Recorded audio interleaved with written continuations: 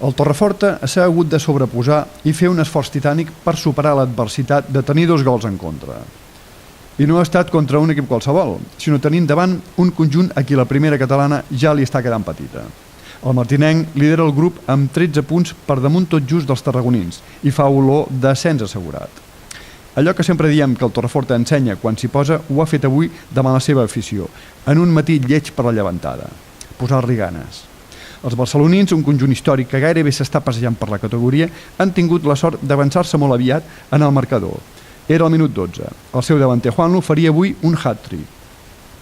El 0-1 li ha seguit poc després el segon gol dels visitants, però lluny de rendir-se, els homes de José Miguel López han mantingut el tipus i el partit ha estat força vibrant. Poc després, David Molina escurçava distàncies amb l'1-2.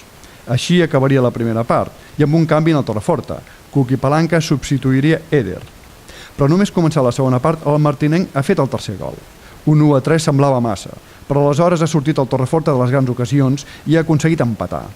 Primer Claudio ha fet el 2-3 i a 3 minuts al final unes mans dins l'àrea han suposat un penal. Aquest cop Vieri no ha fallat i l'alegria s'ha desbordat al camp. Els barcelonins han reclamat unes mans a la darrera jugada, però el partit ha acabat amb l'empat a 3 i força tensió entre jugadors, tècnics i públic.